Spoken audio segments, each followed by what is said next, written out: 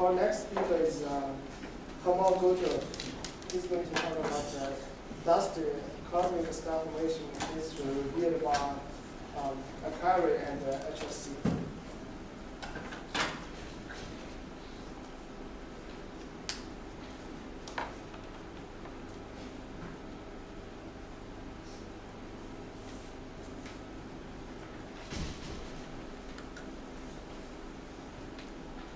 Thank you very much. Today I'm going to talk about the cosmic star formation history based on Akari Space Telescope data. First, I want to thank all these collaborators. Those red ones are related or previously before at NTA2. And my paper, I'm happy to announce my paper was accepted last week, so I'm happy to talk about that today. Let's get started. So our scientific motivation is when and where stars and black holes are born in the long history of the universe. So we want to reveal cosmic star formation history and cosmic black hole formation accretion history. But as you know, if we only use the optical data,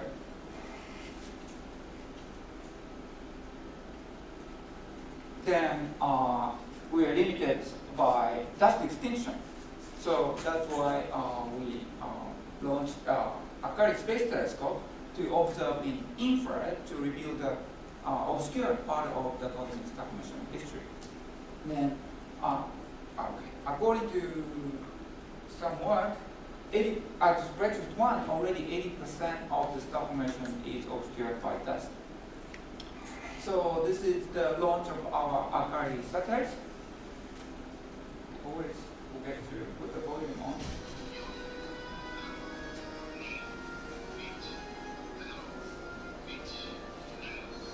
Okay, and Akari was primary mission was all-sky survey. So it was in sun-synchronous orbit, and it was observed in the sky away from the Earth. But these sun-synchronous orbits makes two deep fields on pole regions, north ecliptic pole and then south ecliptic pole. And today I'm mainly talking about this north ecliptic pole, where Akari did the mid-infrared deep survey from 2 to 24 micron 9-band filters. So that's okay. So this is the Akari's image in a north ecliptic pole NEP region. And one of the Akari's unique feature that Spitzer or WISE do not have is these 9-band continuous filters from 2 to 24 micron. So Akari's 9 filters are covering this mid-infrared wavelength range without any gap continuously. But this is a stark contrast to Spitzer WISE. For example, if you compare the Spitzer has a very wide gap here, 8 micron between 8 micron and 24 micron makes 24 micron.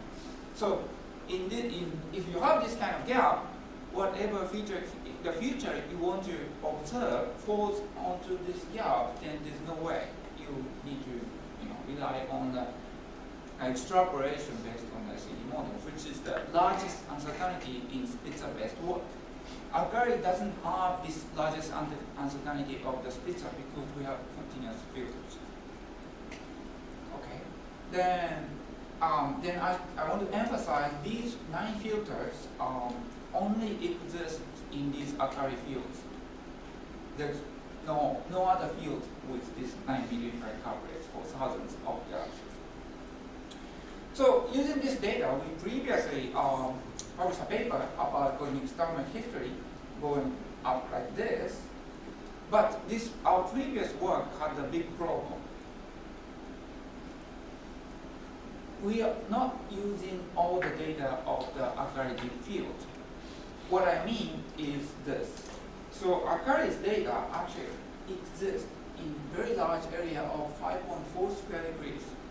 But in our previous work, we're only using this one prime field of view because we're limited by deep optical data. We only had deep optical data here, and we only had good photo Z here. So we couldn't use this most of the Akari's data, even though this is space telescope data.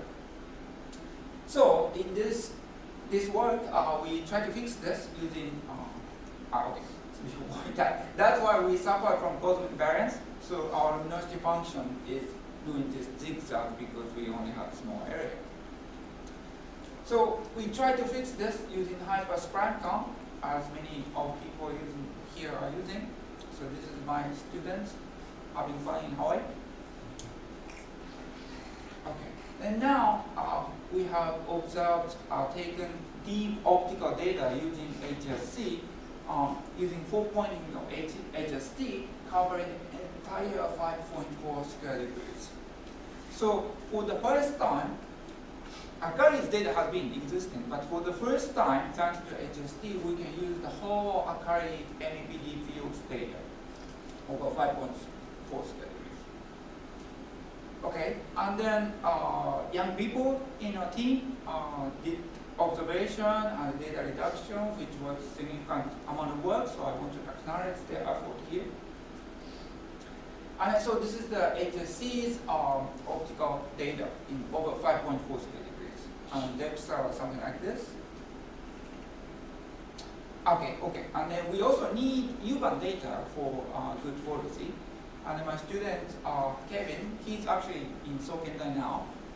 I have produced the CFHT's U-band data in the same field. And then now we have good quality, reasonably good quality of something like this. This is OSN's work to calculate quality for all of Akari sources in the NEPD field.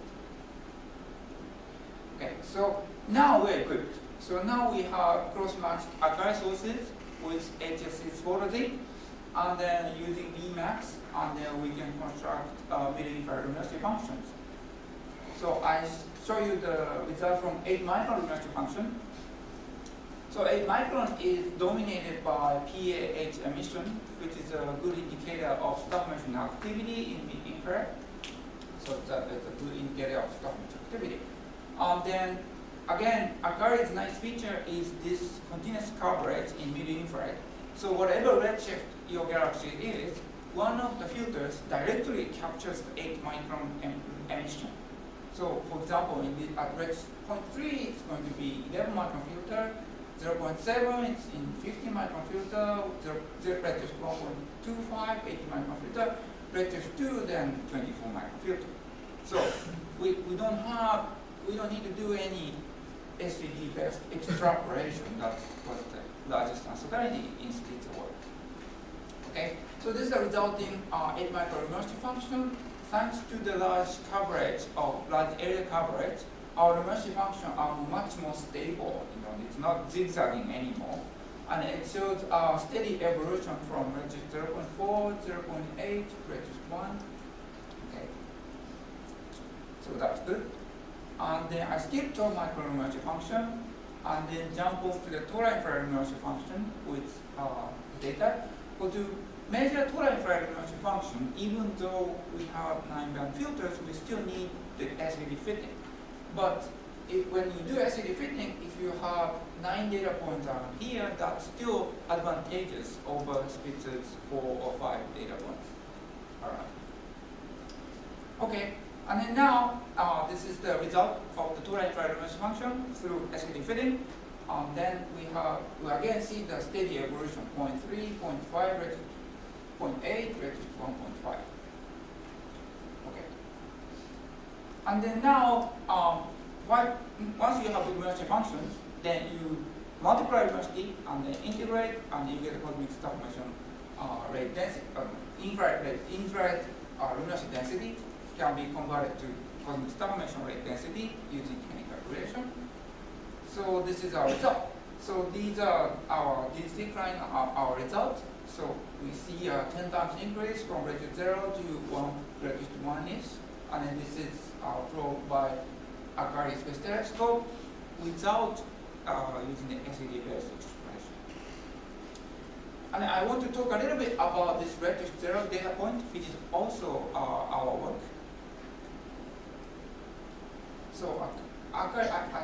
So this cosmic stop-motion history, some people talked about over the couple of days in this conference, but it's high interest.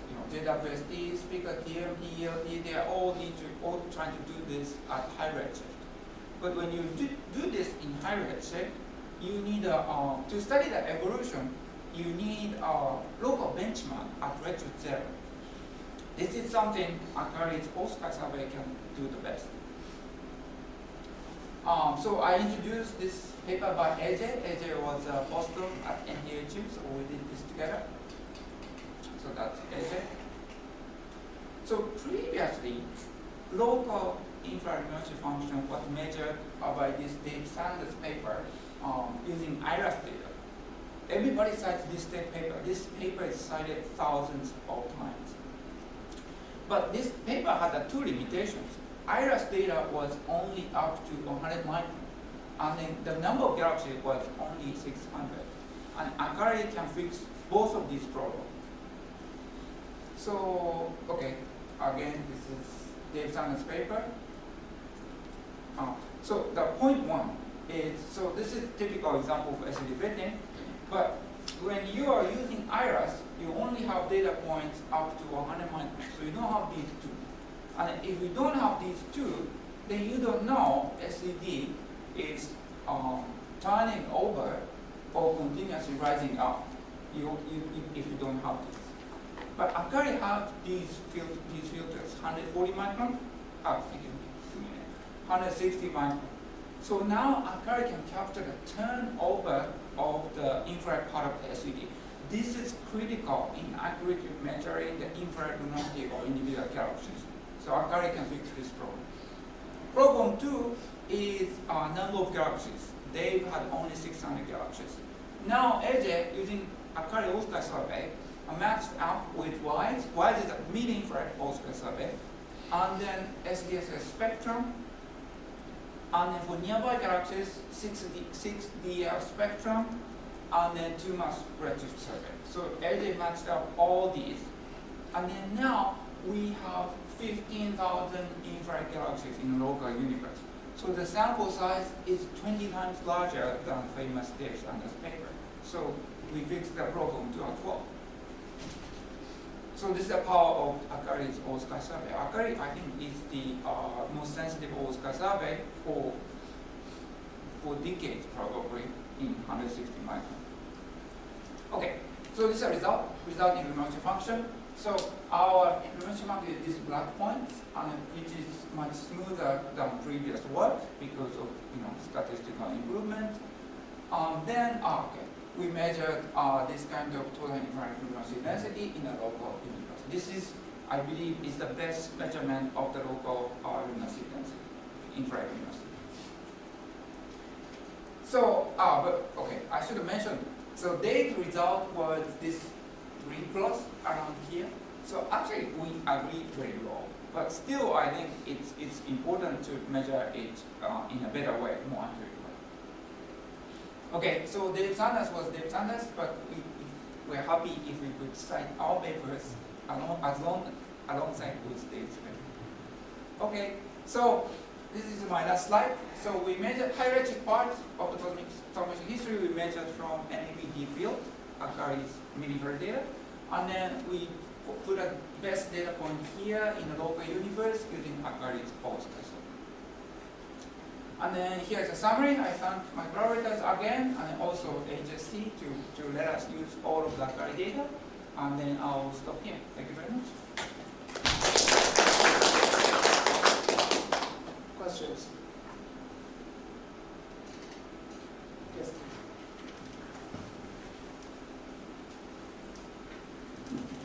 The Asian dust tolerance emission is also contributed to the mid-infrared very heavily.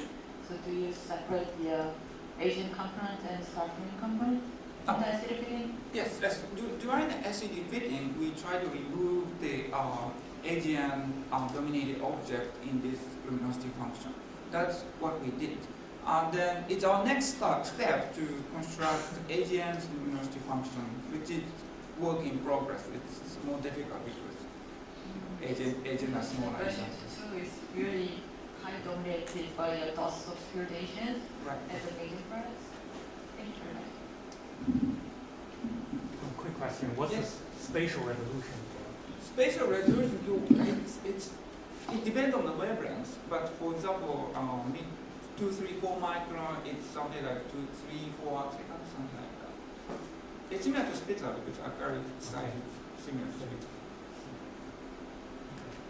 So why your evolution only a limit to 1 ratio of 1.5? Why you cannot go to a little higher ratio? Here. So that's limited by the depth. If you go high redshift, you need to detect faint galaxies, right? Sure. I understand.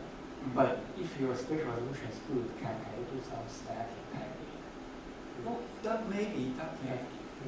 That's something we should probably try, but we didn't try in this work. Because at redshift 2, it's already pushing a lot. See, redshift 1.5, already we're at, hyper level. And if we push more, probably we only have 1 or 2 data points here.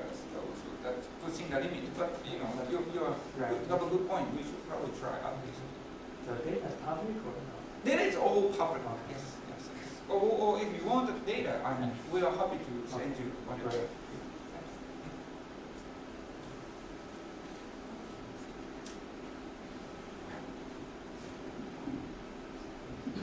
Right. I just have a small question. So the U-band coverage, is it covering the whole field?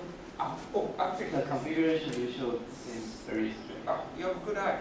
But this is just a new data. So we also have old data. So actually, we cover most of the area. So we previously had a very old data coverage here. So that's why we took a new 3 pointings here, using you guys' time and CFXT. So I appreciate you guys providing the CFXT time to us. But also, you guys didn't give us enough time to cover here, so that's why we focused on here. It was reduced by the time. So. And your cosmic star formation history, so it looks like goes to flat at the high redshift. Right. And the previous talks say that it is declined towards high redshift. So what do you think about that? That's a good point too. I don't have the answer, but that's an interesting point to explore.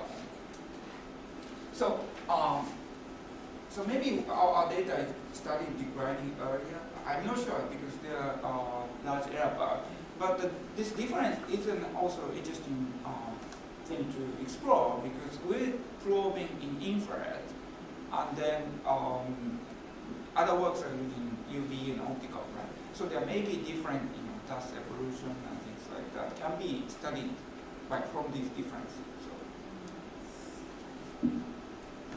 All right, I think we should stop. Yeah, let's spend Thank you very much. and all